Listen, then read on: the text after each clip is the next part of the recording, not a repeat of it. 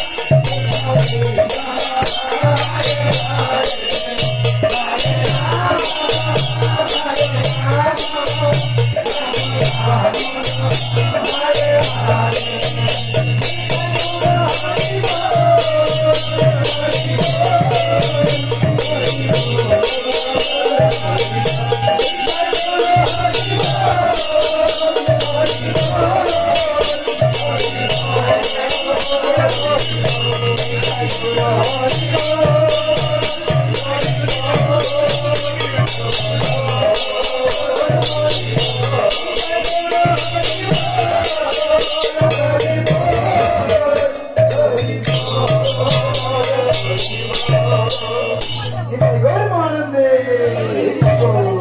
নিয়ে এসছো নাকি তুমি কি নিয়ে এসছো স্ট্যান্ড নিয়ে এসছো হাতে করে একটু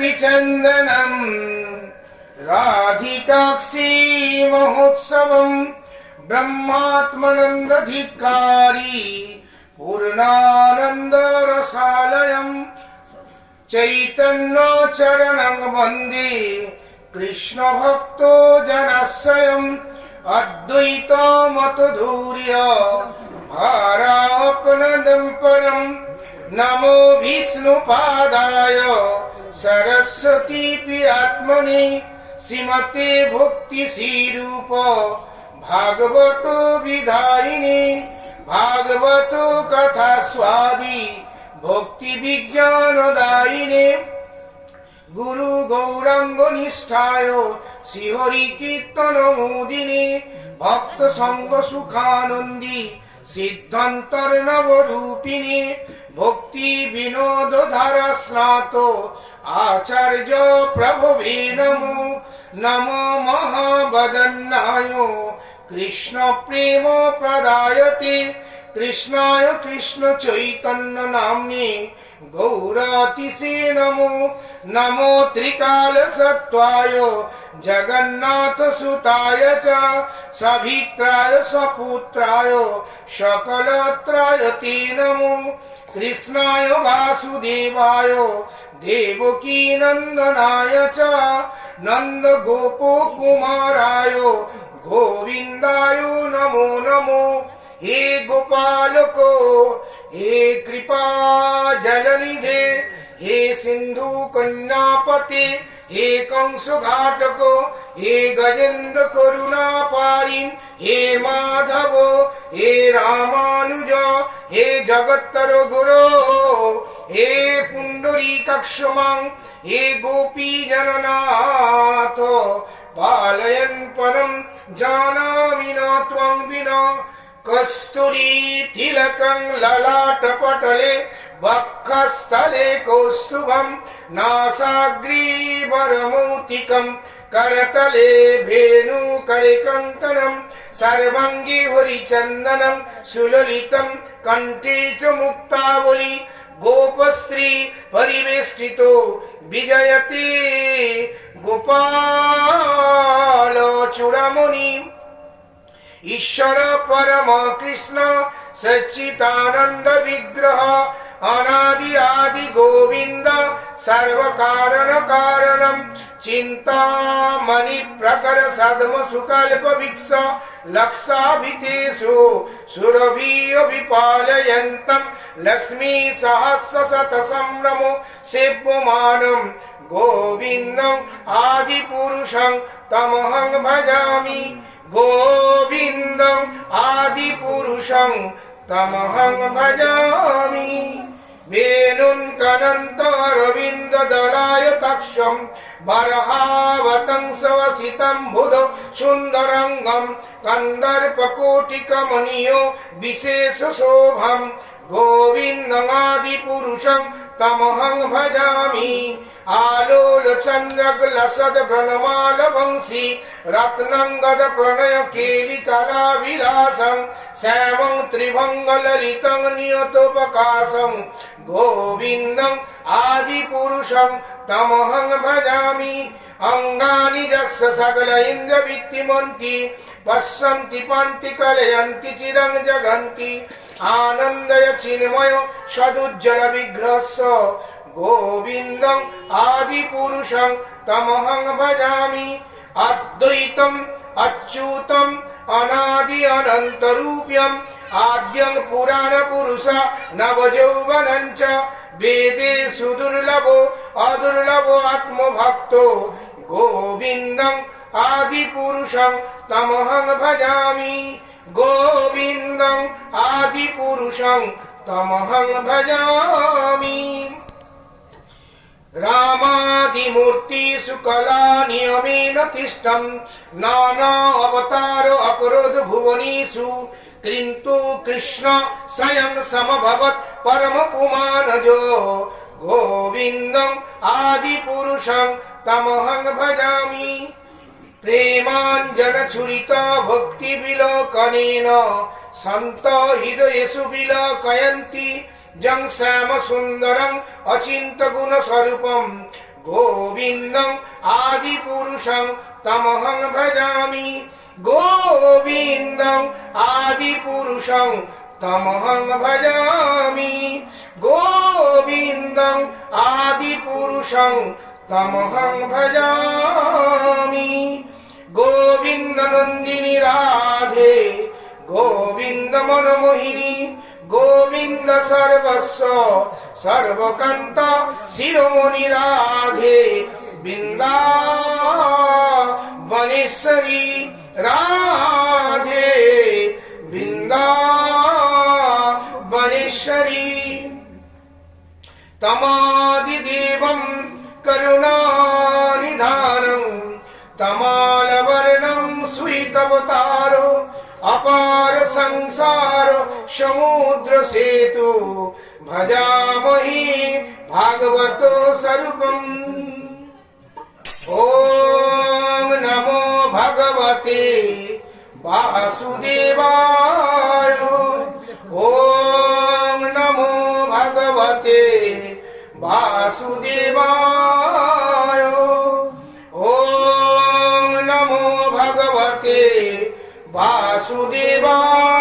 वासुदेवाय परमार्थ गुरुपाद पद्म अभिन्न नित्यानंद तत्व निकुंज लीला सेवा प्रदानकारी विश्वभानुनंदिनी श्रीमती राधा रानी निजजन जगत गुरु भक्ति सिद्धांत सरस्वती गोस्वामी प्रभुपाद कृपार मूर्त विग्रह नित्यलीला प्रविष्टं विष्णुपाद परमहंस तथा शतसीमत भक्ति श्री भागवत गोस्वामी माजे आतुल चरणे कृपा प्रार्थना करी तिनि प्रसन्न हों शुभ कृपा दृष्टि जगत गुरु प्रभुपाद सपार्श सपरिक चरणे सर्वस्वामी चरणे बोले भक्तवत्सल भगवान की भागवत महापुराण की सुखदेव महाराज की परीक्षित महाराज की वृंदावन बिहारी लाल की गिरधारी गोपाल की कलियुग पावन करी श्री चैतन्य महाप्रभु की हरे कृष्ण महामंत्रों की जय जय श्री राधे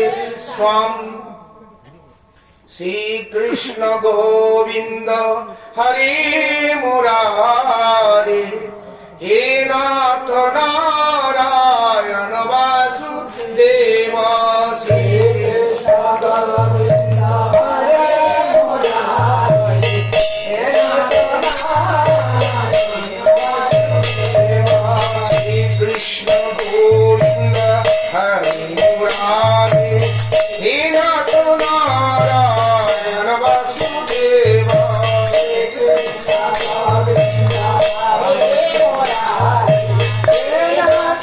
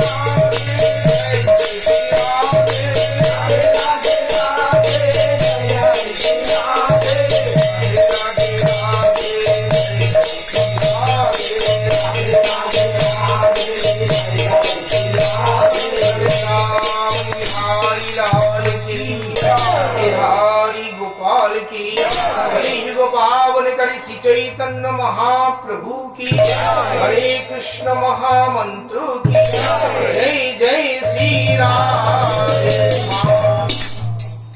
श्रीमद् भागवत कथा, भागवत कथा अमर कथा, अमृत कथा, प्रेममय कथा, रसमय कथा। बहु भाग्य बहु स्वीकृति ना हले এই ভাগবত কথায় রুচি হয় না বা ভাগবত কথা আস্বাদন করবার সৌভাগ্য লাভ হয় না। তাই আমরা প্রসঙ্গক্রমে 4-5 দিনের ভাগবত কথার যত নিয়েছিলাম, তাই আজকে চতুর্থ দিবস, আগামীকাল পঞ্চম দিবস। কালকে 10টা থেকে 12টা অবধি ভাগবত কথা শ্রবণমুখী আমরা কীর্তন করব এবং তারপর মহাপ্রসাদের ব্যবস্থা। তো মহাপ্রভু যদি কৃপা হয় আমরা পরের বছর আর একটু সময় পরিবর্তন করব, সময় বেশি দিনের জন্য চেষ্টা করব। আপনাদের সকলের সহযোগিতা সহানুভূতির বিশেষ প্রয়োজন। তো সুখদেব গোস্বামী পাঠ পরীক্ষিতকে প্রসঙ্গক্রমে অজামিল উপাখ্যান, ধ্রুব চরিত্র, প্রহ্লাদ চরিত্র বর্ণন করেছেন, নরকের কথাও বর্ণন করেছেন। এখন প্রসঙ্গক্রমে বলছেন গজেন্দ্র উপাখ্যান। গজ মানে হাতি, গ্রজ একটি জন্তু, যেটি পশু বলা হয়। পশু হয়েও ভগবত আরাধনা, ভগবত প্রাপ্তি হতে পারে, এটি একটি উপাখ্যান দ্বারা বোঝাচ্ছেন। আমরা তো মানুষ, আমাদের মানবতা সভ্যতা রয়েছে। শাস্ত্র বলছেন ভগবান সকলের, আমরা ভগবানের, ভগবান আমার, আমরা ভগবানের। এই যে বিচার, এই যে চিন্তাধারা, এটা আমাদের হৃদয়েতে রেখাপাত করছে না। আমাদের জীবনটা একটা ব্যক্তি কেন্দ্রিক হয়ে গেছে। আমি এইটুকু বুঝি, আমার স্ত্রী, আমার ছেলে, আমার মেয়ে, আমার বাড়ি, এরপরেরটা আমরা জানি না। কিন্তু আমরা সকলে আমার, এই বিচারটা হচ্ছে শুদ্ধ বিচার।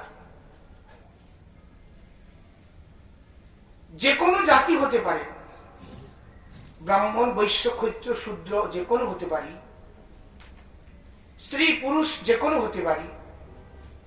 কিন্তু যদি আমরা ভগবত সম্বন্ধে দেখি, তাহলে আমাদের কোনো ভেদ থাকে না, হিংসা ধর্ম থাকতে পারে না।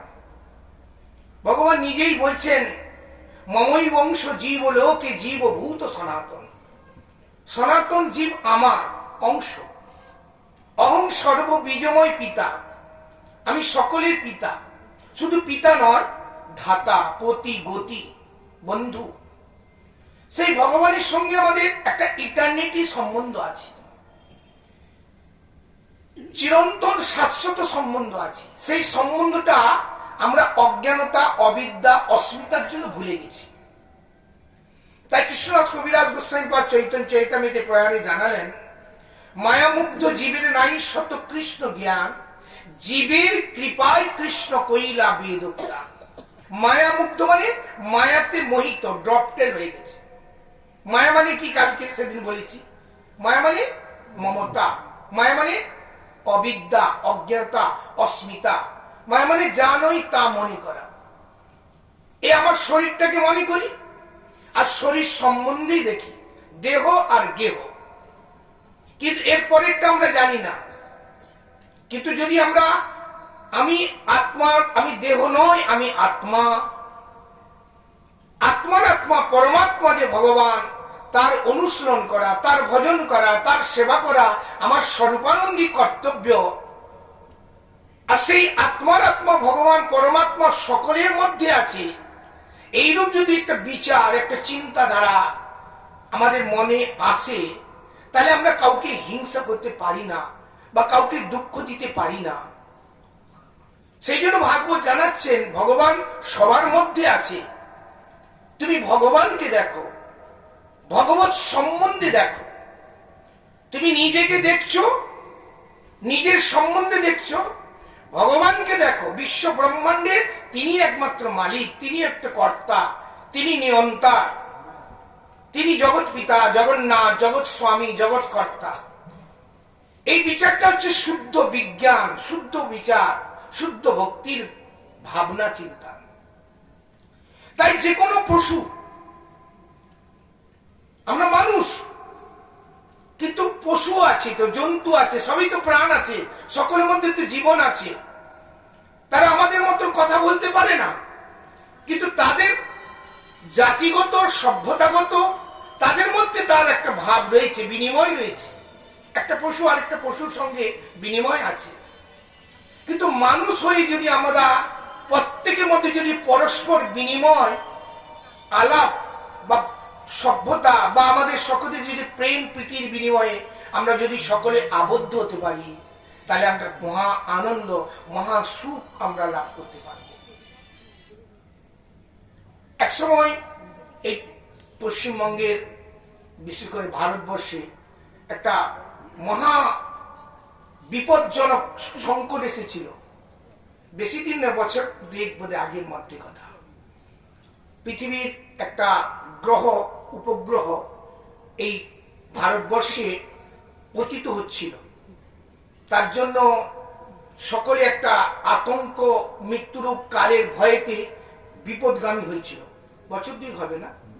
সেই সময় আমাদের প্রধানমন্ত্রী কি বলেছিলেন? সবাইকে কি বলেছিলেন? যে সবাই তুলসী তলায় প্রদীপ দান করুন, সকলে হরিনাম করুন। নাম সংকীর্তনের দ্বারাই, নাম যজ্ঞের দ্বারাই সমস্ত বিপদ, সমস্ত দুঃখ অপনোদন হতে পারে। তাই হয়েছিল। প্রত্যেকে একটা আতঙ্ক ভয়টা চলে গেছিল একমাত্র হরিনাম সংকীর্তন দ্বারা। বহু জায়গায় যজ্ঞ হচ্ছিল, বিষ্ণু সন্তোষ বিধান যজ্ঞ হচ্ছিল। 2 বছর না 3 বছর হবে জানি না, 3 বছরে 22 শেষ হলো। তো এটা বোঝা যায় যে নাম সংকীর্তনের দ্বারা, ভগবত স্মরণের দ্বারা, চিন্তনের দ্বারা সমস্ত বিপদ দুঃখ চলে যেতে পারে।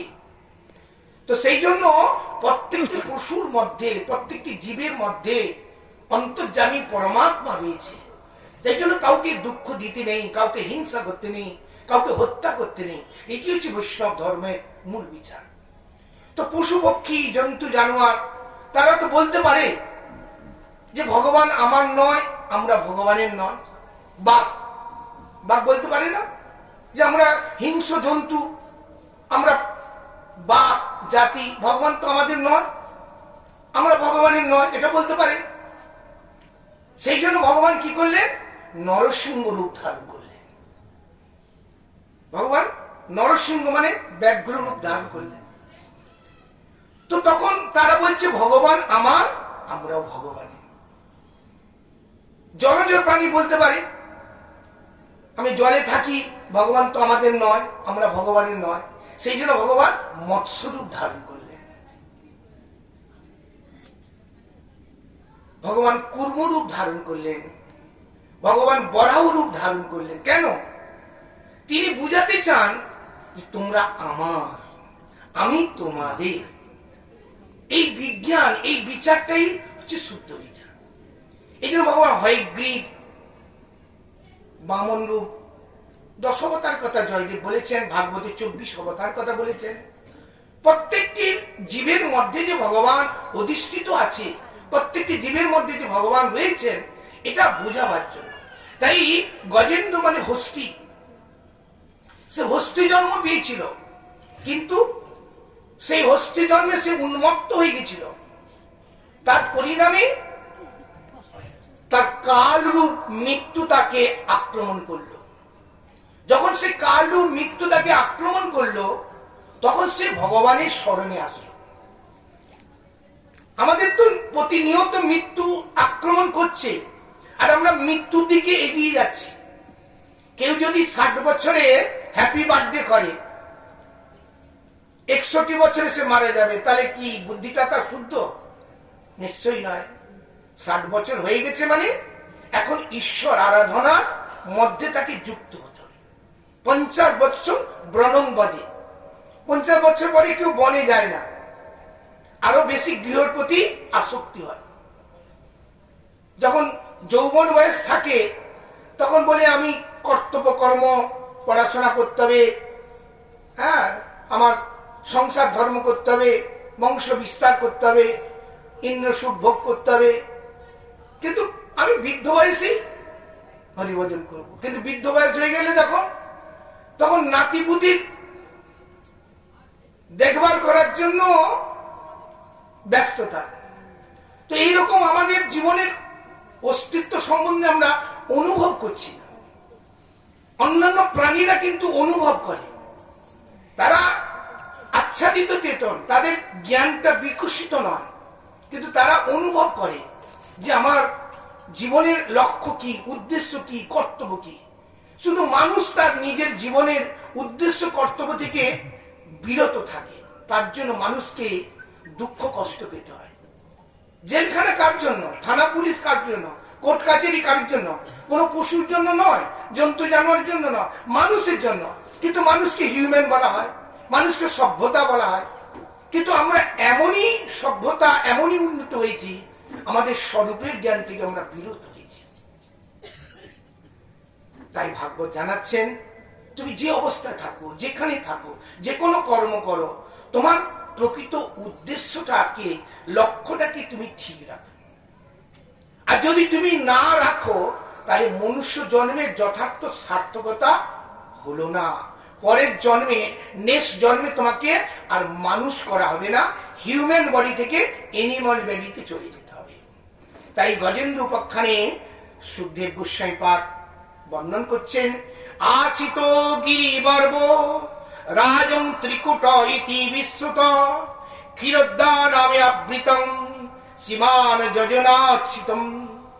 সুখদেব বললেন, হে রাজন পরীক্ষিত, ত্রিকূট নামে এক অতি বিশাল পর্বত রয়েছে। তার উচ্চতা 10,000 যোজন, 80 মাইল, ক্ষীর সমুদ্রে দ্বারা বেষ্টিত। এই পর্বতটি অত্যন্ত সুন্দর পর্বতরাজ। ত্রিকূট পাদদেশে ভগবত প্রেমিক মহাত্মারা বসবাস করতেন, ভজন করতেন।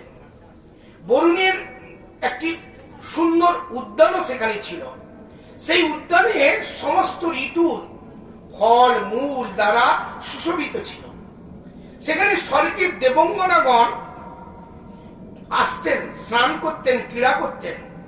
সেই পর্বত গভীরে জঙ্গলে একটি হস্তি তার পরিবার নিয়ে গজরাজ বাস করত। একদিন গজেন্দ্র তার পরিবারের সঙ্গে উন্মত্ত হয়ে সেই সরোবরে এসে জলক্রীড়া করতে লাগল। কি বললেন? ত্রিকূট পর্বত, সেটা কি আছে? ক্ষীর সমুদ্রে দ্বারা বেষ্টিত। ওটা অন্য কোথাও নেই, এই ভারতবর্ষে আছে, এই পৃথিবীর মধ্যে আছে। আমাদের সমুদ্রটা কেমন? লবণাক্ত সমুদ্র।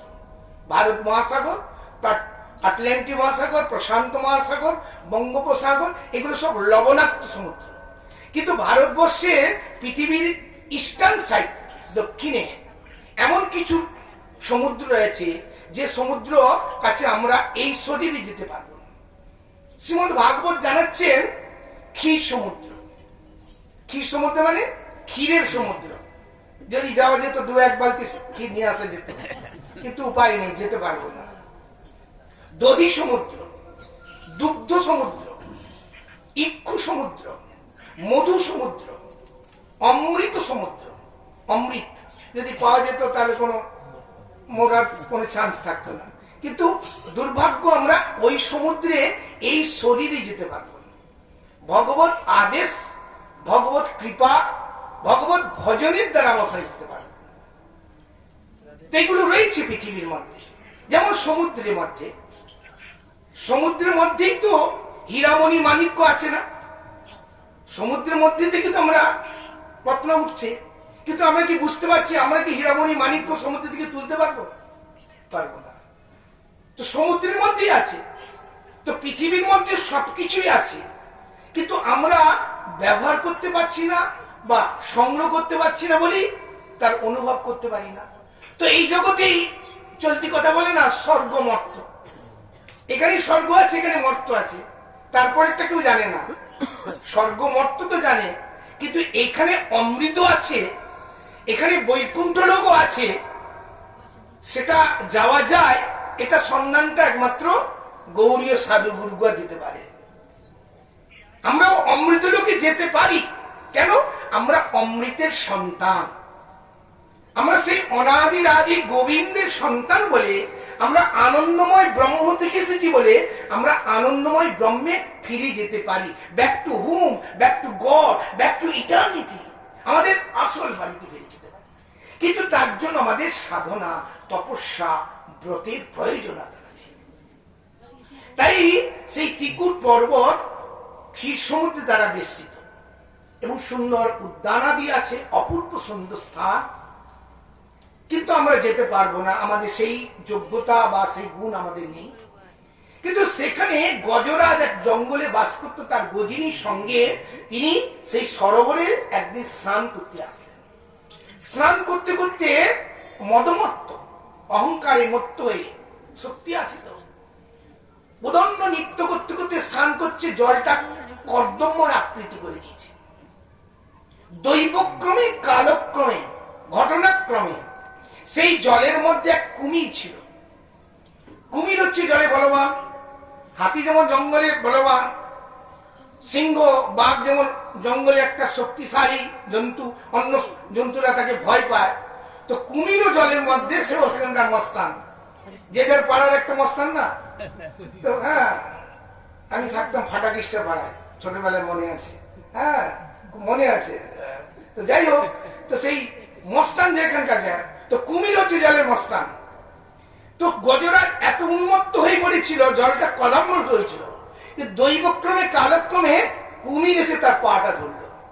যেই তার পাটা ধরলো, তার শক্তি বয়ট করে সে কুমিরকে জল থেকে উপরে উঠাতে পারলো না। বহু চেষ্টা করলো, কিন্তু সে কুমিরের শক্তি এত বেশি জলের মধ্যে, কুমির জলের দিকে টানছে, গজরার উপর দিকে টানছে। এই করতে করতে সারা দিন অতিক্রান্ত হয়ে গেল। গজরাজকে ছেড়ে তার স্ত্রী, পুত্র, আত্মীয় স্বজন সব চলে গেল। তুমি মরবে তো মরো, আমি চললাম, তোমার জন্য আমি মরতে যাব না। কি কার জন্য কেউ মরবে? কেউ কারোর জন্য ঘুরে তাকাবে না। এই জন্য আজকে মরলে কালকে দুদিন, হ্যাঁ, এ মরলে ছুটি নেই, এই মরলে 2 দিন স্নান করতে হবে। তাহলে আমাদের ভালোবাসাটা কোথায়? দেহ সম্বন্ধে অনিত্য ভালোবাসা, অনিত্য জীবন, অনিত্য কাল। কিন্তু এটাকে আমরা জীবনে সর্বস্ব করে ফেলেছি। তুমি ছাড়া আমি বাঁচব না, তোমাকেই আমি ভালোবাসি। এটাই ভালোবাসাটা, ওই মুখের ভালোবাসা। হ্যালো, তুমি ভালো আছো? আমি ভালো আছি, ওই ভালোবাসা। ওই ভালোবাসাটা বন্ধু ভালোবাসা না। ভালো যদি বাঁচতে হয়, প্রেম যদি করতে হয়, যিনি প্রেমের মর্যাদা বোঝেন, যিনি ভালোবাসার মর্যাদা বুঝেন, তিনি কে? অনাদিরাদি গৌরী ভগবান, আত্মার আত্মা, পরমাত্মা। তিনি ভালোবাসা বুঝেন। আর তিনি যদি ভালোবাসা না বুঝতেন, তিনি আমাদের জন্য কীট জন্মিতে আসছেন। কীট জন্মি, পায়খানা, কীট পতঙ্গ, সেই জন্য তো ভগবান আসছেন আমাদের জন্য। কেন? আমাদেরকে উদ্ধার করবার জন্য। ভগবানের তো কোনো প্রয়োজন নেই। তিনি সকলের জীবের অন্তর্যামী পরমাত্মা তিনি হওয়ার জন্য কীটজনিত তিনি আমাদের উদ্ধার করবার জন্য। যে একদিন যদি সে মুক্তি লাভ করে, আরো শুদ্ধ হয়, একদিন যদি সে হরিনাম করে, সে একদিন যদি আমার কাছে ফিরে আসে, তার জন্য ভগবান কীটজনী পর্যন্ত আমাদেরকে উদ্ধার করার জন্য তিনি সেখানে পর্যন্ত থাকেন। আমরা রাত্রিবেলা ঘুমিয়ে যাই, সকলে ঘুমিয়ে যাই না? নিশ্চিন্ত ঘুমিয়ে যাই, কিন্তু জেগে থাকে কে? ভগবান জেগে থাকে। তিনি যদি ঘুমিয়ে পড়তো, তাহলে আমাদের ঘুম কোনোদিন ভাঙত না। সেই আত্মার আত্মা পরমাত্মা যে আমাদের সবচেয়ে প্রিয় ভালোবাসার বস্তু, তিনি যে আমাদের পরম বন্ধু, শুধু বন্ধু নয়, তিনি পিতা, মাতা, পতি, তার সঙ্গে একটা ইটারনিটি সম্বন্ধ আছে। সেই সম্বন্ধটি ভাগবত জানাচ্ছেন। তাই গজরাজ চেষ্টা করল তার আসন্ন মৃত্যু থেকে, আসন্ন বিপদ থেকে, আসন্ন দুঃখ থেকে পরিত্রাণ করতে পারল না। তার আত্মীয় স্বজনরা তাকে চেষ্টা করলো উঠার জন্য, যখন কেউ পারল না, যে যার আস্তে আস্তে সরে পড়ল। গজরাজ তখন ভয়ঙ্কর এক মৃত্যুরূপ কালের দংশনে সে চিন্তিত হয়ে বললেন যে এখন কে আছে যার কেউ নেই? না না, টাকা আছে। যার কেউ নেই তার টাকা আছে, এটা মুখে বলি, কিন্তু ভগবান আছে এটা অনুভব করি কি? ভগবান আমাকে রক্ষা করবে, তিনি রক্ষা করছেন, এটা অনুভব করি না। যার কেউ নেই তার ঘড়ি আছে, এটা সত্য, বাস্তব, রূপান্তর। প্রসঙ্গময় একটি কথা প্রসঙ্গ মনে পড়ে যাচ্ছে। রাজস্থান জয়পুরে এক ধনবান কোটি ব্যক্তি, কোটিপতি, তার সন্তান নেই, কোটিপতির সন্তান নেই। এমন আছে কিছু, এত ধন সম্পত্তি তার কি হবে, কিন্তু সন্তান নেই, তার মনে সুখ নাই, আনন্দ নাই। যা গৃহস্থ জীবনে আজকে আমাদের সুব্রহ্ম মেয়ের কথা বলতে কান্না বেড়েছে, চোখ দিয়ে জল আসছে। মানে মেয়েকে ভালোবাসি, তার দুঃখ কষ্ট সহ্য হচ্ছে না। স্বাভাবিক, ছেলে মেয়ের দুঃখ কষ্ট হলে বাবা মার হৃদয়টা ফেটে যায়, ওটাই জীবনের সর্বস্ব। তো সে কোটিপতি, তার এত সম্পত্তি আছে, ছেলে মেয়ে নেই, মনে খুব দুঃখ। ঘুরতে ঘুরতে জয়পুরে গোবিন্দ মন্দিরে ভাগবত পাঠ হচ্ছে।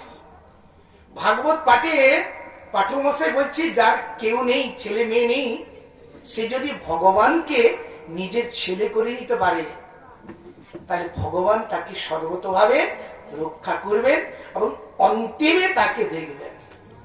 এই কথাটাকে খুব দৃঢ়তার সহিত মেনে নিল।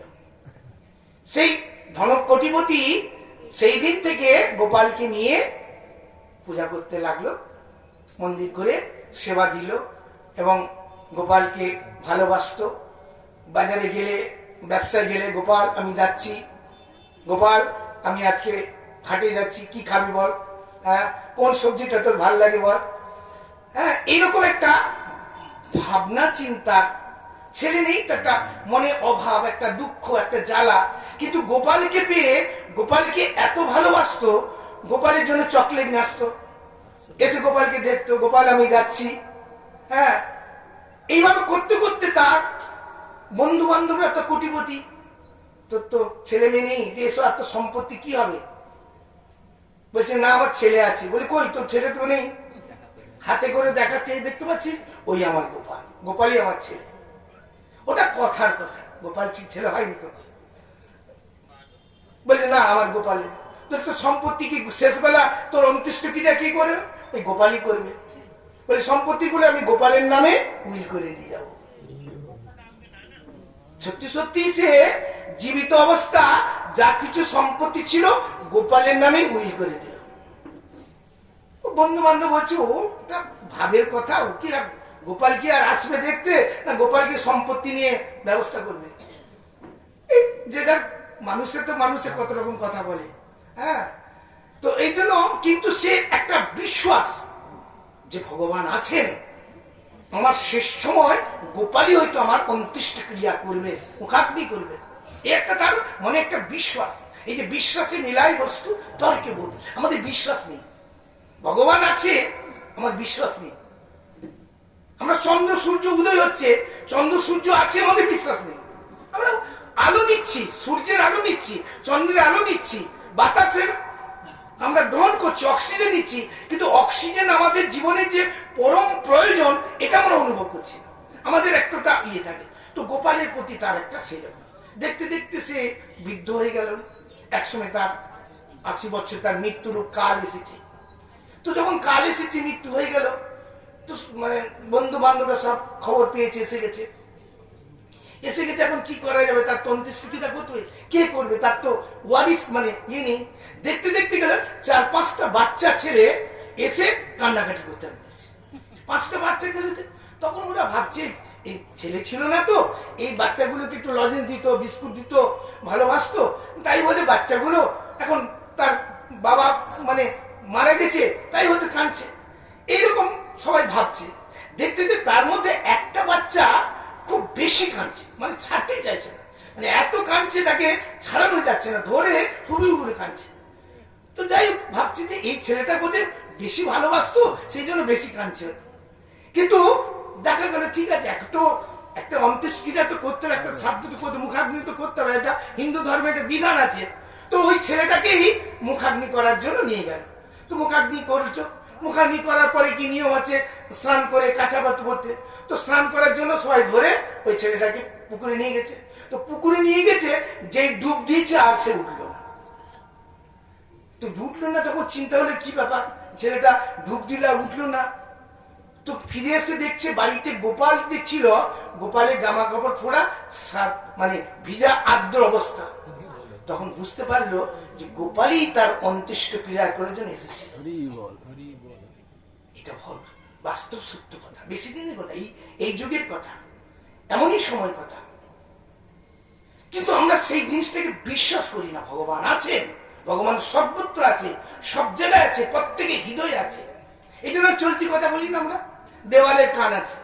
দেওয়ালের কান আছে নাকি? দেওয়ালের কান আছে মানে কি? ভগবান সব শুনতে পায়। বাতাসের চোখ আছে, বাতাসের চোখ আছে নাকি? তাহলে ভগবান সব দেখতে পায়। এই বিচারটা যদি আমাদের শুদ্ধ হয়, তাহলে আমরা কাউকে দুঃখ দেব না, কারোর সঙ্গে হিংসা করব না। সকলেই আমরা অমৃতাস্য পুত্র বসুদেব কুটুম্বম। বসুদেব কুটুম্বম মানে আমরা সকলে এক পরিবারে, এক গৃহের, এক সংসারের, এক আশ্রয়ের আমরা মানুষ। আনন্দময় ব্রহ্ম থেকে এসেছি, আনন্দময় ভগবানেরই আমরা সন্তান। তো কালক্রমে সেই সরোবরে সেই কুমির তাকে এমন আক্রমণ করেছে, তখন নিরুপায় নিঃস্ব হয়ে তখন সে ভগবানকে স্মরণ করছে। ভগবানকে যখন সে স্মরণ করছে, তখন ভগবান ভক্তকে রক্ষা করবার জন্য তিনি দ্রুত গতিতে গরুর পিঠে আসছেন। গরুর পিঠে ভগবান আসছেন, আকাশ মার্গে কুমির দেখতে পাচ্ছে যে ভগবান আসছে তাকে উদ্ধার করবার জন্য। তখন সে ভগবানকে কি দিবেন, কি উপহার দিবেন? তো সরোবর থেকে একটি পদ্ম ফুল তুলে ওই ভগবানের উদ্দেশ্যে নিবেদন করছে। ভগবান প্রসন্ন হয়ে গেছে, যে ভগবান চিন্তা করছে আমার ভক্ত কষ্ট পাচ্ছে, তাই তাকে উদ্ধার করতে হবে। তো গরুর মাটিতে ল্যান্ডিং করার আগে ভগবান গরুর থেকে জাম দিয়ে নিচে পড়ে সুদর্শন চক্রের দ্বারা কুমিরকে আগে নিধন করলেন। তো কুমিরকে বধ করলেন। তো তখন গজেন্দ্র মুক্তি পেল কুমির থেকে। তো মহাজন বলছে যে গজেন্দ্র তো ভগবানকে ডেকেছিল, কুমির তো ডাকেনি, তো ভগবান আগে কুমিরকে উদ্ধার করলেন কেন? গজরাজকে পরে উদ্ধার করলেন, কুমিরকে করলেন কেন? ভাগবত জানাচ্ছেন যে কুমির তো ডাকেনি, কিন্তু কুমির কার চরণ ধরেছিল? গজরাজের ভক্তের চরণ ধরেছিল। ভক্তের চরণ ধরার জন্য ভক্তের চরণ যে আশ্রয় করে, ভগবান তাকে আগে উদ্ধার করে। প্রেম সে বলে ওরা। তো এরা কে ছিল? পূর্ব জন্মে গজেন্দ্র ছিল। পূর্ব জন্মে এই গজেন্দ্র কে ছিল? দাগলি দেশে পাণ্ডু বংশীয় ইন্দ্রদুম্ন নামে রাজা ছিলেন। একসময় তিনি বিষ্ণু পূজার রত, বিষ্ণু পূজা মানে ভগবানের পূজা, আরতি করছে, পুজো করছে ইত্যাদি। সেই সময় মহাযশস্বী অগস্ত্য মুনি তার শিষ্যকে নিয়ে তার রাজ্যে এসেছেন। তো অগস্ত্য মুনি এসেছেন, তিনি শুনেছেন, দেখেছেন, কিন্তু ওই বিষ্ণু পূজা নিয়ে তিনি ব্যস্ত। অপরাধ হয়ে গেল। শাস্ত্রে বলছে মহৎ ব্যক্তি, গুরুদেব, বৈষ্ণব, সাধু গৃহে আসা মাত্রই তাকে স্বাগত জানাতে হবে, তাকে অভ্যর্থনা করতে হবে, তাকে পূজার্ঘ্য দ্বারা তার সন্তোষ বিধান করতে হবে। যদি না করা হয়, তাহলে তোমার যত বড় কাজ করবে না, তোমার অপরাধ হয়ে যাবে। বলে আমি বিষ্ণু পূজা করছি, ভগবানের পূজা করছি, ভগবানের পূজা করছি, ঠিক।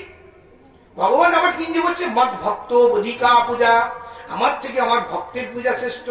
যে আমার ভক্তকে পূজা করে, আরাধনা করে, আমি তাতে আরো বেশি সন্তুষ্ট হই। সেই জন্য গজরাজ ইন্দ্রদুম্ন রাজা অপরাধ হয়ে গেল। সেই ফলে তার কুমির জন্ম হয়েছিল। এই হ্যাঁ, গজরাজ হস্তি জন্ম হয়েছিল। এই কুমির কে ছিল? পূর্বজন্মে হুনহুন নামে এক গন্ধর্ব ছিল।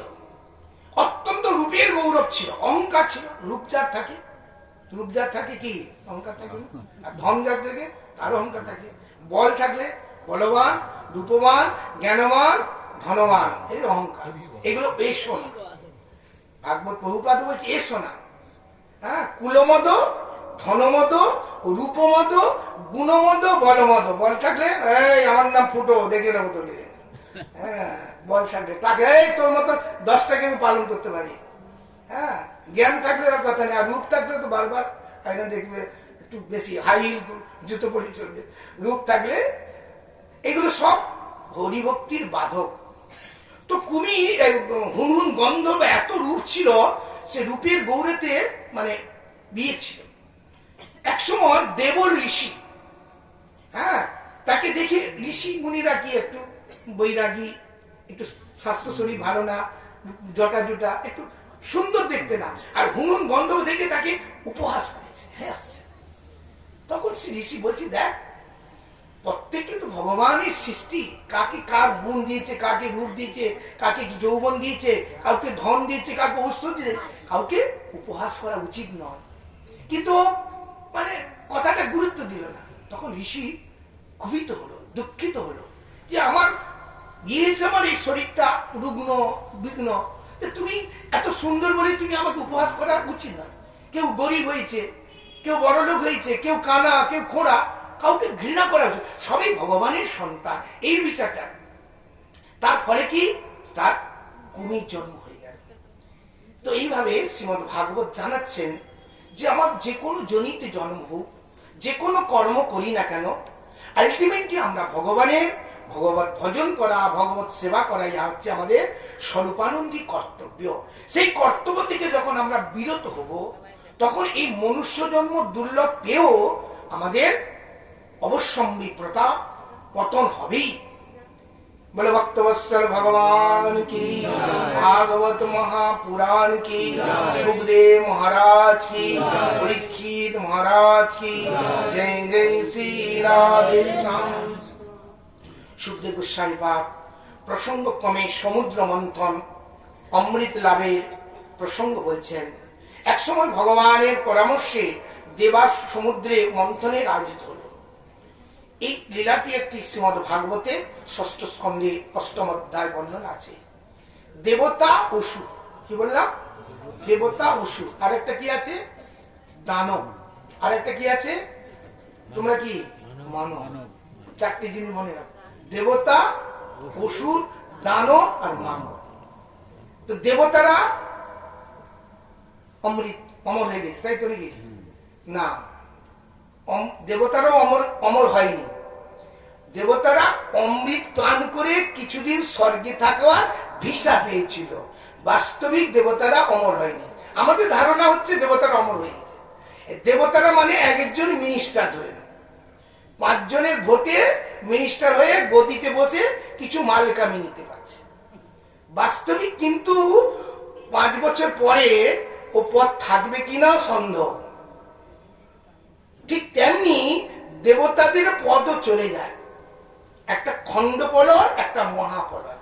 খণ্ডপল মানে ভূ ভুব স মানে স্বর্গলোক চলে যায়। মহাপল মানে ভূ ভুব স মহ জন তপ সত্য চতুর্দশ লোকই বিনাশ হয়ে যায়।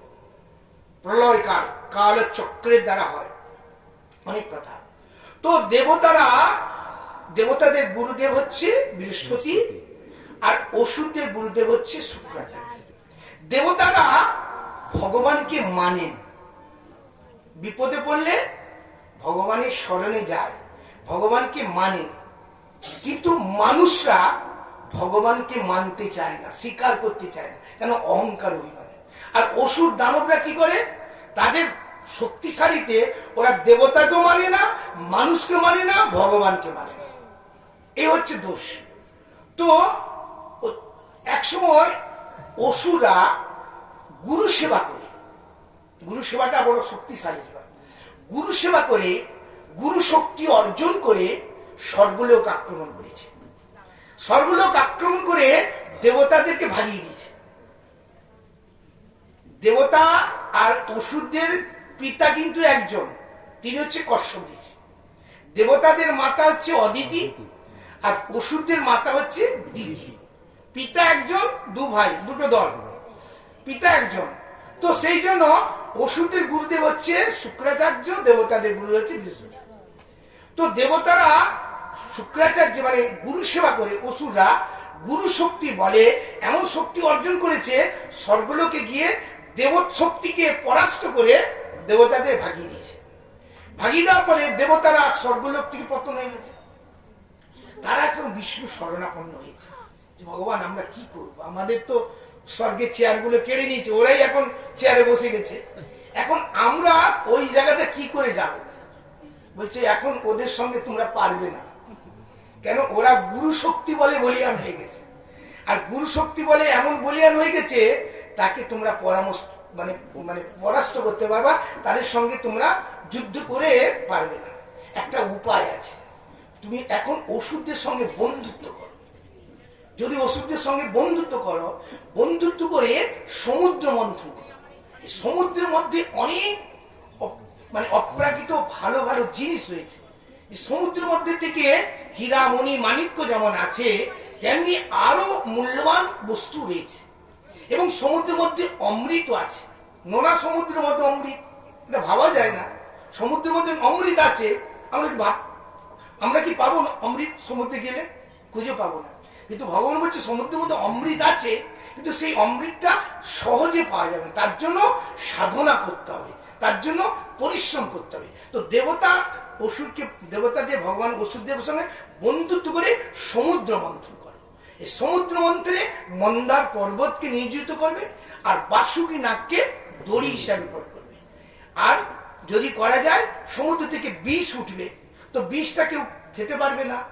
তারপরে সমুদ্র থেকে পারিজাত উঠবে, পুষ্প উঠবে, অনেক কিছু উঠবে, তো লাস্টে অমৃত উঠবে। তার জন্য তোমাদের প্রতীক্ষা করতে হবে। তার মানে সাধনা তপস্যা করবার জন্য প্রতীক্ষা করতে হবে। তুমি হট করে এসে গেলাম মঠে, ব্যাস দীক্ষা পেয়ে গেলাম, রামলা লাইসে পেয়ে গেলাম, ঢুকে গেলাম, তা হবে না। তার জন্য তোমাকে সাধনা করতে হবে, তপস্যা করতে হবে, তারপর তোমার প্রেম ভক্তি লাভ হবে। তো দেবতাদেরকে ভগবান বললেন, দেখো সমুদ্র মন্থনে প্রথমে বিষ উঠবে, তো বিষ দেখে তোমরা ভয় ছেড়ে দেবে না। তারপরে আরো অনেক কিছু উঠবে, তোমরা হতাশ হয়ে যাবে না, কিন্তু শেষের দিকে প্রতীক্ষা করবে। তো শেষের বেলা যা ভালো তার সবটা ভালো। সারা জীবন তুমি হরিনাম করলে না, শেষের বেলা যদি হরিনাম করতে পারো তাহলে ভগবান, কিন্তু শেষের বেলা হরিনাম আসবে না। সবাই বলে যে বৃদ্ধ বয়সে করে হবে না, ওই বৃদ্ধ বয়সের নাতিপুতির চিন্তা এসে যাবে, আর ওর প্রতি আসক্তি হয়ে আবার জন্ম নিতে। এই জন্য ছোটবেলা অভ্যাস করতে হবে। ভাগবত বলছেন কৌমারত আচরের প্রাজ্ঞ যথা ভাগবত ধর্ম শিখছে। তো সেই জন্য দেবতাদেরকে বললেন। তো দেবতারা গিয়ে অসুরদের গুরুদেব বিরোচন ছিলেন, বিরোচনের সঙ্গে পরামর্শ করে তিনি সমুদ্র মন্থনের জন্য হলেন। ওই তখন কন্ডিশন হলো অমৃত উঠবে, ওই অমৃত দুই ভাগ করে আমরাও কিছু পাবো, আপনারা কিছু পাবেন। তাহলে এই কন্ডিশন না দিলে তো করবে না। তো দুই কন্ডিশনের মধ্যে রাজি হয়ে চলে গেলেন। এখন তো মন্দার পর্বতকে নিয়ে আসতে হবে। মন্দার পর্বতকে উঠাবে কে? কোন দেবতা অসুরদের শক্তির দ্বারা মন্দার পর্বতকে উঠাবে? সবাই হতাশ হয়ে গেল। মন্দার পর্বত তো নিয়ে যাব, সমুদ্রের মধ্যে দেব, তারপরে তো মন্থন হবে, তারপর তো বিষ পাওয়া যাবে, তো কতটা সময়, মানে কিছু পেতে গেলে অনেক কষ্ট স্বীকার করতে হবে, অনেক চেষ্টা প্রয়াস করতে হবে, এমনি হবে না। রান্না যদি কি করে, তো রান্নার জন্য সবজি আনতে হবে, চাল আনতে হবে, জল আনতে হবে, উনুন জ্বালাতে হবে, কি গ্যাস জ্বালাতে হবে, তবে তো রান্না হবে। তারপরে রান্নাটা পরিপাক্ক হওয়ার পরে কত সুস্বাদু রান্না, কে রান্না করেছে তাকে প্রাইজ দেওয়া হবে, কিন্তু রান্নার জন্য তো চেষ্টা করতে হবে। তো সেই জন্য বলছে সবাই হতাশ হয়ে গেল।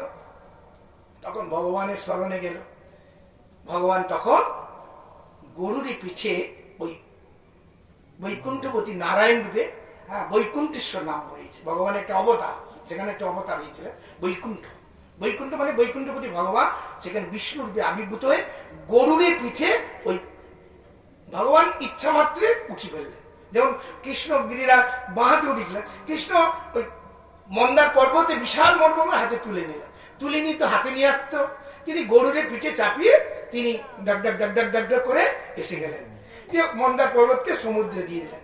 যেই সমুদ্রে দিল, ভারী পর্বত তো সাথে সাথে নিচে চলে যাচ্ছে, সবাই হতাশ হয়ে গেল, পর্বত তো জলের মধ্যে দিল, আমরা মন্থন করবো কি করে? ভগবান তখন কুর্ম রূপ ধারণ করেছে। কুর্ম মানে কচ্ছপ, কচ্ছুয়া, অর্থাৎ পিঠে কচ্ছপ, পিঠেটা খুব শক্ত, এই জন্য কচ্ছপ খুব মানে এমন একটা জন্তু, সে সব জায়গা দিয়ে যাবে। হ্যাঁ, গীতা একটা শ্লোক আছে সুন্দর, যাচ্ছে কিন্তু যখন সামনে আসে নিজের গুছিয়ে নিল। এই জন্য যারা সাধন ভজন করবে বিভিন্ন জায়গা দিয়ে যাবে, কিন্তু নিজের ইন্দ্রটাকে চিত্তটাকে সংযোগ করে নেবে। এই কচ্ছপের একটা গুণ। সামনে হাতি যদি পড়ে যায়, কচ্ছপের কিছু হবে না। হাতি যদি কচ্ছপের পা দিয়ে দেয়, কচ্ছপ এমনটা ইন্দ্রটা সংযোগ হবে। সেই জন্য যারা ভক্ত হবে, যারা বৈষ্ণব হবে, বিভিন্ন জায়গায় যাবে, কিন্তু নিজের ইন্দ্রচিত্তকে সংযোগ যদি করতে পারো, তাহলে তোমার কোনো ক্ষতি হবে না। যাই হোক, অনেক কথা। তো কচ্ছপ তখন কুর্মরূপ ধরে ভগবান মন্দার পর্বতকে উঠালেন।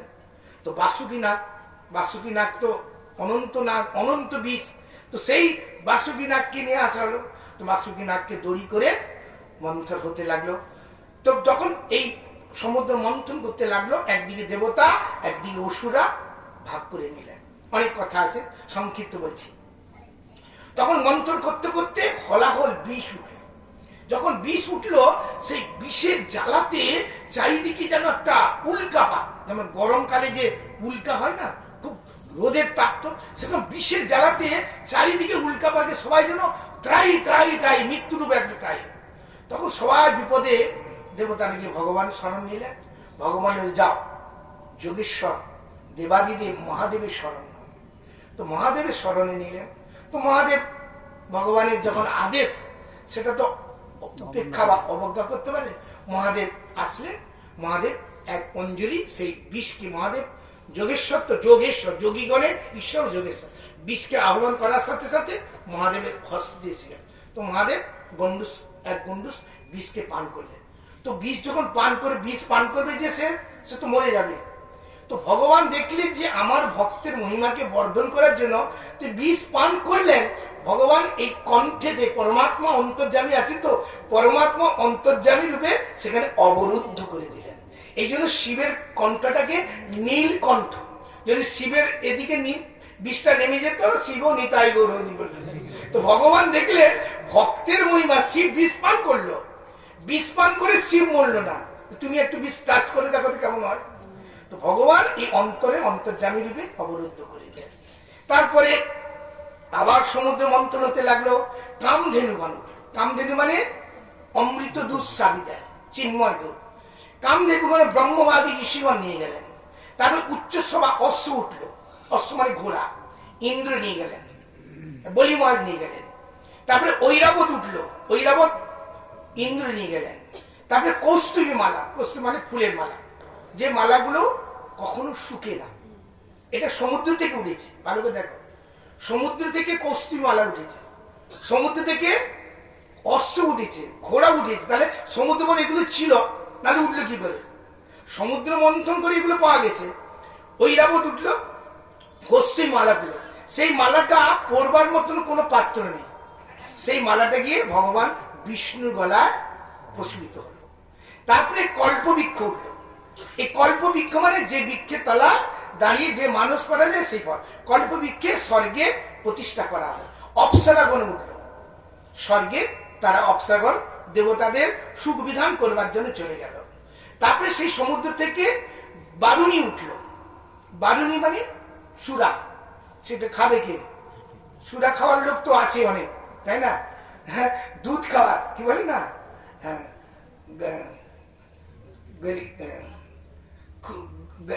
গলি গলি দুধ বিক্রি হয়, সুরা বৈঠি সুরা বিক্রি করার জন্য ঘুরে না, আসছে না। গলি গলিতে কলিযুগে দেখ তামাশা, দুধ বিক্রি করে গলি গলি গিয়ে, আর মদ বিক্রি করে গলি গলি না, ও দাঁড়িয়ে থাকে ওখানে গিয়ে সব খরিদ্দার নেয়। সুরদাসের সুরটা মনে পড়ছে না, যাই হোক কলিকালে একটি পরিস্থিতি। তো সুরা খাওয়ার জন্য মানে অসুরা তারা একবারে প্রস্তুত হয়ে গেলেন। তারপর সমুদ্র থেকে উঠলো লক্ষ্মী, মহালক্ষ্মী, এ সমুদ্র কন্যা। তো সমুদ্র কন্যা যখন লক্ষ্মী উঠলো, লক্ষ্মীকে বিয়ে করার জন্য দেবতা অসুররা সবাই একবারে ঝেড়ে পুড়ে একবারে উঠে বেরিয়েছে যে একবারে। কিন্তু লক্ষ্মীকে বিয়ে করার জন্য দেবতা অসুর সকলেই পিছনে ধাবিত হচ্ছে। ব্রহ্মাজি বললেন না, লক্ষ্মী, মহালক্ষ্মী, সমুদ্র কন্যা, সে যোগ্য পাত্র যাকে প্রতিরূপে বরণ করবে সেই একমাত্র পতি হতে পারে। তো এর জন্য একটা স্বয়ম্বর সভা করা হলো। তো স্বয়ম্বর সভা করা হলো, সবাই একবারে সেজে গুজে একবারে কাছা দিয়ে গিলে গেলা কি পাঞ্জাবি আছেন, আদ্যির পাঞ্জাবি ওরা সবাই এসেছে, সবাই সেজে গুজে এসেছে। এখন লক্ষ্মী দেবী সব শাড়ি করে বসেছে, লক্ষ্মী দেবী মালাটা নিয়ে ঘুরে ঘুরে দেখছে। ব্রহ্মার মধ্যে রজগুণ, শিবের মধ্যে তমগুণ, ইন্দ্রের মধ্যে কি দোষ আছে? মাৎসর্য দোষ আছে। ইন্দ্র দেবতা হলেও তার মধ্যে মাৎসর্য আছে। তো বুঝতে পারে দেবতা মানে মিনিস্টার মধ্যেও মাৎসর্য দোষ আছে। তো সব জায়গায় দোষের আছে। ইন্দ্র, চন্দ্র, বরুণ আদি সমস্ত দেবতাদের মধ্যে দেখলো কিছু না কিছু দোষ আছে। ওষুধদের মধ্যে তো হাজার দোষ আছে। ঘুরতে ঘুরতে কাউকে পছন্দ হলে না, ও দেখা গেল হ্যাংলা প্যাংলা হয়ে একটা সাইডে একজন বসে আছে, তার নাম কি? বিষ্ণু। হ্যাঁ, তিনি হচ্ছেন সত্যগুণে অভিযান, মানে তিনি মালা পরবেন বলে কোনো সেজে বুঝে আসেনি। তিনি স্বাভাবিক ভাবে তিনি একবার ঘুরে হচ্ছেন, লক্ষ্মী দিয়ে ঘুরেও তাকাচ্ছেন না। কিন্তু এরা সবাই তাকাচ্ছে লক্ষ্মী কখন আমার গলায় মালা দেবে, তিনি নিশ্চিন্তে বসে আছেন। তো লক্ষ্মী দেবী বুঝলেন ইনি হচ্ছেন যোগ্য পাত্র, নির্গুণ, সত্য, শান্ত, শিবম, সুন্দরম। তাই মহালক্ষ্মী মহাবিষ্ণুকে পালা দিলেন, ইনি সমুদ্র কন্যা। এইভাবে যখন উঠলো, তারপরে উঠলো হচ্ছে অমৃত। এই অমৃত যখন উঠলো, ভগবানের একটি অবতার হয়েছে ধন্বন্তরী অবতার। ভগবানের একই সঙ্গে 4টি অবতার হয়েছে। প্রথমে বৈকুণ্ঠপতি নারায়ণ রূপে এই ধন্বন্তরী অবতার হয়েছে। ধন্বন্তরী অমৃত কলস নিয়ে আসলেন। এই অমৃত কলস নিয়ে যখন ধন্বন্তরী অবতার আসছে, তখন দেবতা অসুর বলছে আমরা খাবো, আমরা আগে খাবো, এ বলছে আমরা খাবো। এই নিয়ে অমৃতকে কাড়াকাড়ি করতে লাগলো। এই যেমন কাড়াকাড়ি করছে, অমৃত ধন্বন্তরী দিতে চাইছে না, কলসিটা ধরে রেখেছে। দেবতা বলছে আমাকে দাও, অসুর বলছে আমাকে দাও। এই নিয়ে কাড়াকাড়ি করতে করতে ওই 4 জায়গায় 4 ফোঁটা ছিটকে পড়েছিল অমৃত। কোথায় কোথায়? নাসিক, উজ্জয়িনী, প্রয়াগ এবং হরিদ্বার। প্রয়াগ মানে এলাহাবাদ, হরিদ্বার, এই 4 জায়গায় 4 ফোঁটা অমৃত পড়েছিল বলে 3 বছর অন্তরে 12 বছরে একবার কুম্ভ হয়। এই জন্য কুম্ভে স্নান করলে কি হয়? পুণ্য হয়। আর ভাগবত অমৃত আস্বাদন করলে কি হয়? পুণ্য হয় না, ভক্তি হয়, প্রেম হয়, আর অন্তিমকালে রাধা গোবিন্দের চরণ লাভ হয়। তো অমৃত এখন এই ছাড়াখেদি করতে গিয়ে অসুরা শক্তি বলে অমৃতটাকে হরণ করে কলসিটাকে নিয়ে নিয়েছে। দেবরা হতাশ হয়ে গেল। দেবতাদের যখন নিরুপায় হয়, তখন তারা কি করে? ভগবান বিষ্ণু শরণাপন্ন হয়। বিষ্ণু বললেন ঠিক আছে, তুমি চিন্তা করো না, এখনো অমৃতটা ওই ছাড়িয়ে নিয়েছে, ওদের মধ্যে বাদ পড়তে পেরেছে, মানে কে আগে খাবে, আমি নিয়েছি, আমি কেড়ে নিয়েছি, এই নিয়ে ওদের মধ্যে একটা দ্বন্দ্ব বিবাদ হচ্ছে। এখনো অমৃতটা সুরক্ষিত আছে, চিন্তা নেই, আমি একটা কিছু ব্যবস্থা করব। ভগবান তখন মোহিনী রূপ ধারণ করলেন। মোহিনী মানে সুন্দর রমণী মূর্তি, এমন সুন্দর মূর্তি ধারণ করলে তাকে দেখে সমস্ত অসুরা মোহিত হয়ে গেছে। বলে অমৃত পরে খাবো, তোমাকে আগে বিয়ে করবো। বিয়ে করা একটা নেশা আছে যা। তো বলছে এখন সবাই গিয়ে সেই মোহিনীকে বলছে যে এই অমৃতটা তুমি ভাগ করে দাও। মোহিনী বলছে দেখো নারী জাতিকে বিশ্বাস করতে, বলি না তোমাকে বিশ্বাস করি, নারী জাতিকে তোমাকে বিশ্বাস করি, তুমি যদি দাও খাবো, আর যদি তুমি নাও দাও, তোমার একটু যদি হাসি মুখে বলো, তাতেও আমরা খুশি হয়ে যাবো। এই জন্য কালকে বলছিলাম না, মেয়েদের মুখে অমৃত আছে। আচ্ছা, মেয়েদের মুখে যদি অমৃত থাকে, তাহলে স্বামীর জন্ম মৃত্যু হয় কেন, জরা ব্যাধি হয় কেন? তাহলে বুঝতে হবে মেয়ের মুখে অমৃত নাই। কালকে বলছিলাম না, সমুদ্রের চেয়ে অমৃত আছে। যাই হোক, তো এই জন্য সে মোহিনী রূপে দেখে সমস্ত অসুরা মোহিত হয়ে পড়ল। তখন মোহিনী বললে দেখো কন্ডিশন আছে। বলে কি কন্ডিশন? বলে যে কন্ডিশনের সাথে আমরা রাজি আছি। বলে দেখো তোমরা তো অমৃত মন্থন করেছিলে, দেবতারও তো ছিল, তো দেবতাদের তো ভাগ দিতে হবে। তার বলে ঠিক আছে তাই দেবেন, তুমি যা দেবে আমাদের জন্য নাও দেবে, কিন্তু তুমি একটু যেন কটাক্ষ মুখে হাসি যদি আমাদের, তাতেই আমরা প্রাণ নিতে যাবো। তো বলে ঠিক আছে, তাহলে একটা স্বয়ম্বর সভা করা হোক, সেই সভাতে দস্যুরা বসবে আর দেবতারা বসবে, দিয়ে আমি অমৃতটা যাকে পছন্দ হবে, যাকে মনে করবো তাকে দেবো, তোমরা কেউ কমপ্লেন করতে পারবে না। বললাম ঠিক আছে তাই হবে, একটা কন্ডিশন রাজি। তো দেবতাদের বসেছে, পশুরা দলে বসেছে।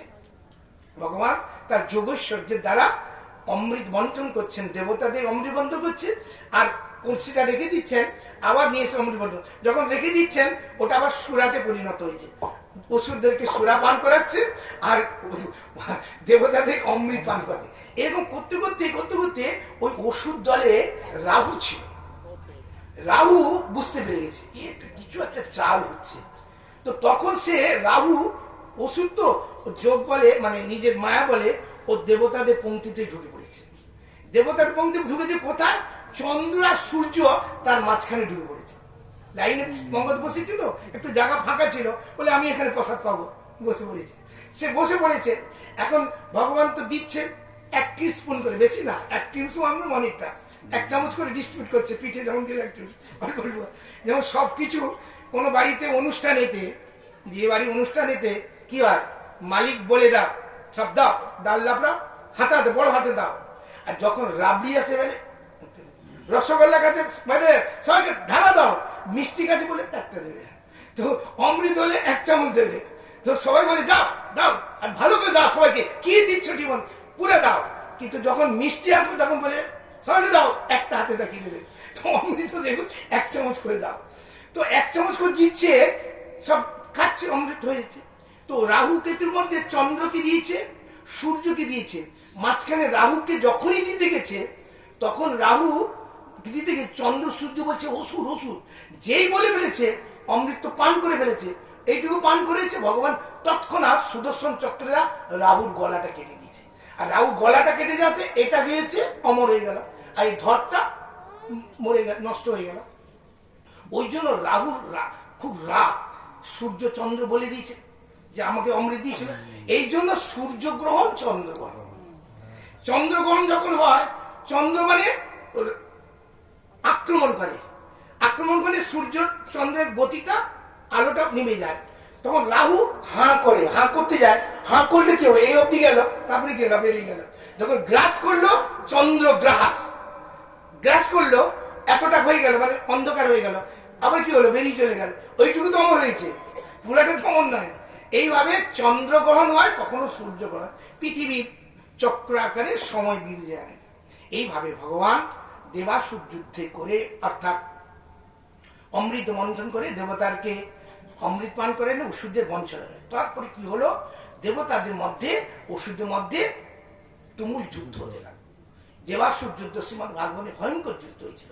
তাই ওষুধা দেবতাদের কিছু করতে পারলো না, যেহেতু দেবতাকে ভগবান আগেই অমৃত পান করে দিয়েছিল। কিন্তু দেবতাদের ওষুধের মধ্যে একটা ক্ষোভ থেকে গেছিল যে এদের প্রতিশোধ নিতে হবে। তখন তার গুরুদেব শুক্রাচার্যকে জানাচ্ছিল।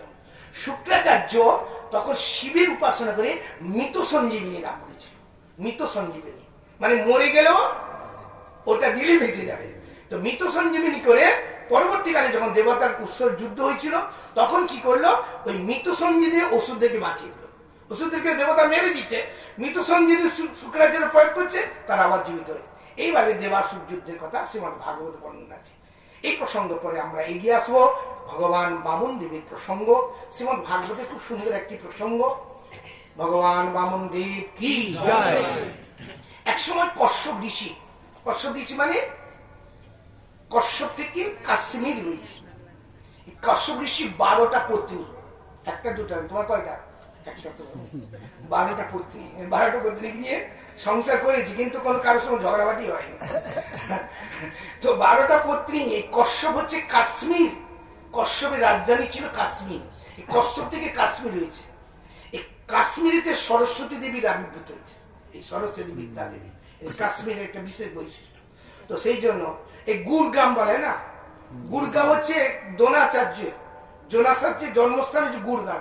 গুরুগ্রামকে গুরগ্রাম হয়ে গেছে, ওইখানে দ্রোণাচার্যের জন্ম হয়েছিল। যাই হোক, তো কশ্যপ ঋষির এই দ্বিতীয় অদ্বিতীয় বিশেষযোগ্য, তাছাড়া ডুম, কাষ্টা, বিনোদা ইত্যাদি অনেক পত্নী রয়েছে। তো কশ্যপ ঋষি একসময় তপস্যা করবার জন্য হিমালয়ে চলে যান। তার আগে এই দেবতারা, অসুরা আসুরিক শক্তি অর্জন করে দেবতাদেরকে স্বর্গ থেকে বিভাজিত করেছে। তো দেবতারা মর্তলোকে পরিভ্রমণ করছে, স্বর্গ থেকে বিতাড়িত হয়ে গেছে। তো দেবমাতা অদিতি খুব বিষণ্ণ, দুঃখ, যে কেন আমার পুত্ররা স্বর্গ থেকে বিতাড়িত হয়ে গেছে, আবার কবে স্বর্গে যাবে, এই জন্য খুব দুঃখিত। তো কশ্যপ ঋষি যখন ফিরে আসছেন, দেখছে যে গৃহটা আগুছানো, এদিক সেদিক পড়ে আছে, ঋণী ঝাড়ু হয়নি, কেন একটা অমঙ্গলের সূচক।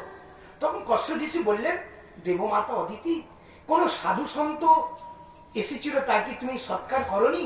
তোমাকে যেন অমঙ্গল, গৃহেতে যেন একটা অমঙ্গল, মানে স্ত্রী গৃহী, গৃহ বিনা গৃহ হয়, গৃহিণী বিনা গৃহটা সৌন্দর্য হয় না।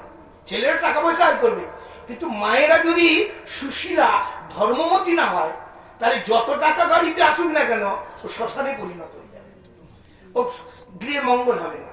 এই জন্য মাতৃদেবীর একটা বিবেক, নারী জাতির একটা বিশেষ মর্যাদা, সম্মান আছে। এখন পুরুষ শাসিত সম্মান তারা দিতে চায় না, কিন্তু শাস্ত্রে কিন্তু বারবার মাতৃজাতির, এই মাতৃজাতিতেই আমাদের কৃষ্ণ এসেছেন, মহাপ্রভু এসেছেন, ঋষিমুনিরা এসেছেন, সাধক বামাকাকা বলুন, রামকৃষ্ণ বলুন, মাতৃগর্ভকে আশ্রয় করে এসেছে। এই জন্য মাতৃজাতিকে অবজ্ঞা, অনাদর করা শাস্ত্রে নিষিদ্ধ আছে। যাই হোক, তো কশ্যপ ঋষি এসে দেখছে যে একটা গৃহটা যেন একটা অশুভ, অমঙ্গল, মানে কি অদিতি মাতার মনটা বিষণ্ণ, দুঃখিত। সেই জন্য তখন বলছি কি কারণটা কি, তখন তিনি কেঁদে ফেলেছেন।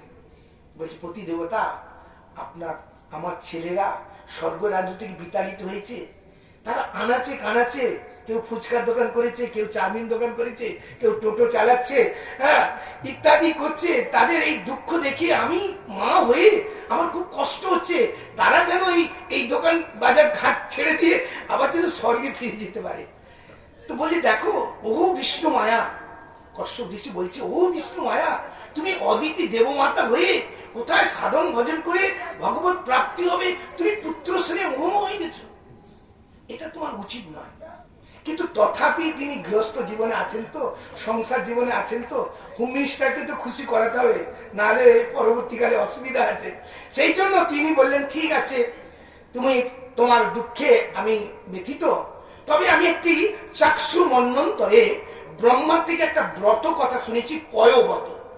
এই পয়ব্রত যদি তুমি যথাযথ করতে পারো ঠিক ঠিক মতন, 1 মাসের মধ্যে ভগবান বিষ্ণু তোমাকে দর্শন দিবেন বা কৃপা করবেন। তো বয়সের কিছু নিয়ম আছে। ব্রত করতে গেলে শুদ্ধতা, পবিত্রতা, প্রাতঃকালে স্নান, পবিত্র ভাবে, সেই সময় কোনো অন্য কাম চিন্তা বা কোনো হিংসা চিন্তা মনে রাখলে হবে না। এই সময় বরাহ কুণ্ডের মাটি, জল, বিষ্ণু উদ্দেশ্যে পঞ্চপ্রকার উপাসনা ইত্যাদি ঠিক ঠিক মতো 1 মাসের মধ্যে ভগবান তোমাকে বিষ্ণু দর্শন, পয়ব্রতের বিধি বিধানটা বললেন। অদিতি মাতা খুব নিষ্ঠাপূর্বক প্রীতিপূর্বক 1 মাসে ভগবান বিষ্ণু পূজা করলেন। 1 মাস শেষ হওয়ার সাথে সাথেই ভগবান বিষ্ণু আবির্ভূত হয়ে অদিতি মাতাকে দর্শন দিলেন। দর্শন দেওয়ার পরে বললেন যে আমার এই পুত্ররা স্বর্গরাজ্যে তাকে কি করে প্রাপ্তি হবে, বলে ঠিক আছে, আমি তোমার পুত্র রূপে স্বীকার করে আসব, এবং আমি আমার তোমার ইন্দ্রের আমি বড় ভাই উপেন্দ্র রূপে আমি আসব, এবং দেবকার্য সিদ্ধি করার জন্য আমি তোমার পুত্রত্ব স্বীকার করে আসবো। তো তুমি কিছুদিন অপেক্ষা করো। তো অদিতি মাতা প্রতীক্ষা করতে লাগলেন। তো ভগবান বামন দেব রূপে আসলেন। সেটা কোন মাসে? ভাদ্র মাসে শুক্লপক্ষে দ্বাদশী তিথি শ্রবণা নক্ষত্রে অভিজিৎ মূত্রে ভগবান বামন দেব রূপে আবির্ভূত। বলে ভগবান বামন দেব, শঙ্খধ্বনি দাও, ভগবান বামন দেব কি জয়, ভগবান বামন দেব কি জয়, ভগবান বামন দেব কি জয়, ভগবান বামন দেব কি। ইনি ভগবানের অবতার। শ্রীমদ্ ভাগবতে 24টি অবতারের কথা বলছেন, যে ভগবান মর্তলোকে আসেন আমাদের উদ্ধার করবার জন্য, আমাদের কৃপা করবার জন্য, আমাদের আত্মসাৎ করবার জন্য। আমরা যে জন্ম মৃত্যু মাদের পড়ে আছি, দুঃখ কষ্ট পাচ্ছি, আধ্যাত্মিক আদি দৈবিক আদি ভৌতিক, এর জন্য ভগবানও দুঃখী, এটা আমরা অনুভব করছি না।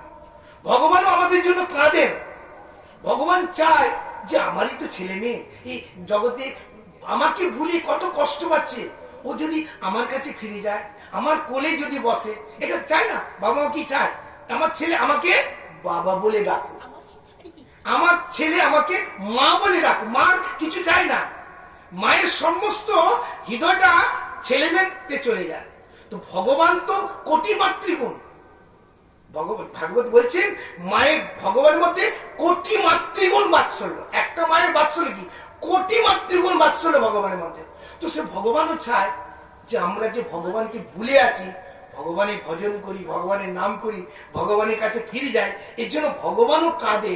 এই জন্য চৈতন্য মহাপ্রভু, তোমারে লইতে আমি হইনু অবতার, আমি বিনা বন্ধু আর কে আছে তোমার, এনেছি ঔষধি মায়া নাসিবারও লাগি, হরিনাম মহামন্ত্র লও।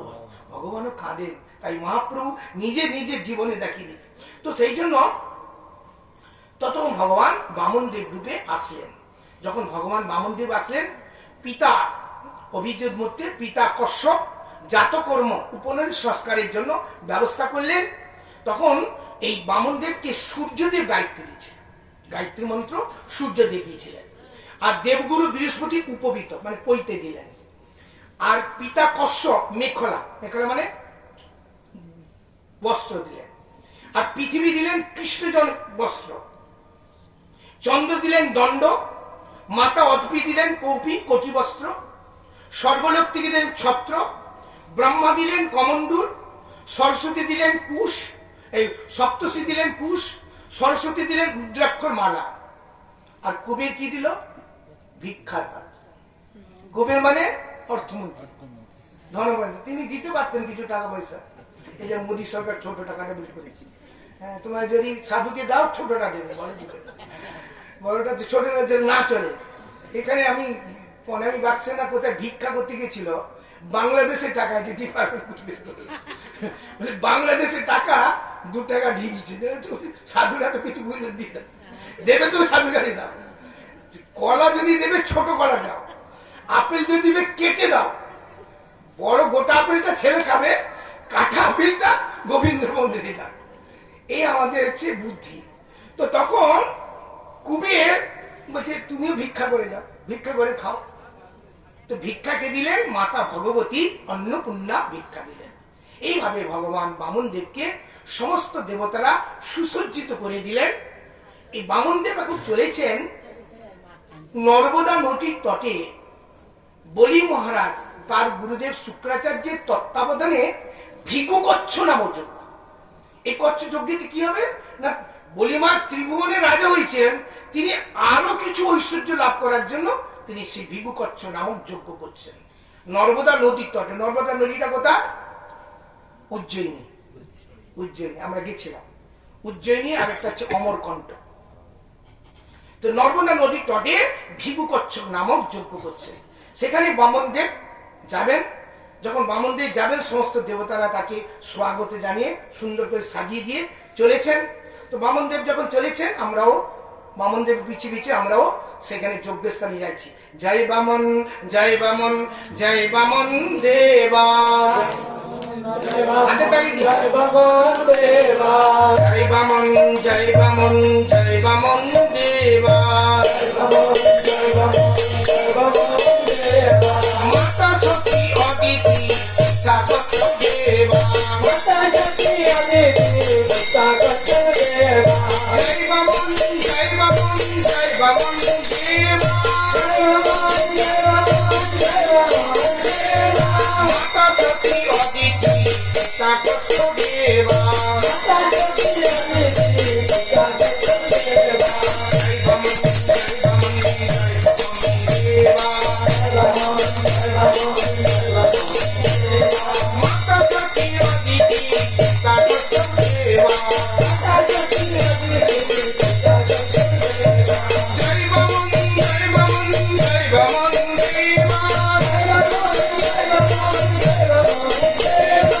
মাতা শক্তি অদিতি স্বাগত দেবা, মাতা শক্তি অদিতি স্বাগত দেবা। ভগবান বামন দেব কি জয়, ভগবান বামন দেব কি জয়, ভগবান বামন দেব কি জয়।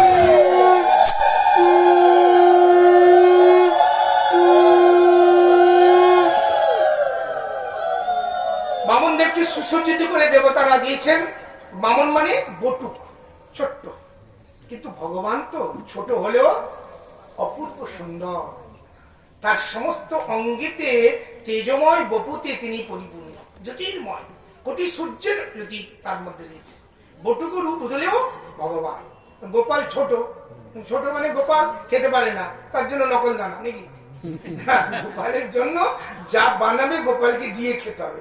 গোপাল খেতে পারে না, ওই জন্য গোপালের জন্য নকল দানা, আর আমাদের জন্য বেশ বড় বড়, বলবো না নাম, সবাই তো জানে। তো সেইটা বুদ্ধিটা ভালো না। গোপালকে দিয়ে আমার বাড়িতে অনেকের, আমার বাড়িতে গোপাল আছে, আমার বাড়িতে ঠাকুর আছে, আমার বাড়িতে ঠাকুর আছে। আর ঠাকুর তোমার বাড়িতে আছে, ঠাকুরকে কি খেতে দাও সেটাকে বলো দি। বলে ওই সকালবেলা ওই একটা ছোট থালা আছে, ওই ছোট থালাতে কয়েকটা নকল দানা দিয়ে একটা ছোট গ্লাস, এইটুকু গ্লাস নিজেদের খাওয়া গ্লাস বড় বড়, আর বাড়িতে আর ছোট দানা দিয়ে। আর পরের দিন সকালে উঠি আর সারাদিন ছোট ছোট ঠাকুর লাইন ধরে নিয়ে যায়, প্রেমসে বলে রাজে। এটা গোপালের সেবা কথা। গোপালকে আমরা ভালোবাসি না। গোপাল যে ভগবান, তিনি যে আত্মার আত্মা, এই বিচারটা মানে গোপালে আছে। গোপালে তো এটা না, ভগবান ভগবান, তিনি ছোট নয়, তিনি বড় নয়, তার সমানও কেউ নেই, তার ঊর্ধ্বেও নেই। তিনি অপ্রাকৃত, অচিন্ত, অদক্ষর বস্তু, আনন্দময় বস্তু, প্রেমময় বস্তু। তিনি জন্মলীলা করেন, আবির্ভূত লীলা করেন, তিনি জগতে আসেন আমাদের মতন বদ্ধজীবকে আত্মসাৎ করবার জন্য, আমাদের মঙ্গল কল্যাণের জন্য ভগবান বারে বারে আসেন। ভগবান গীতায় বলছে যদা যদা প্রাণীর ভবতি ভাব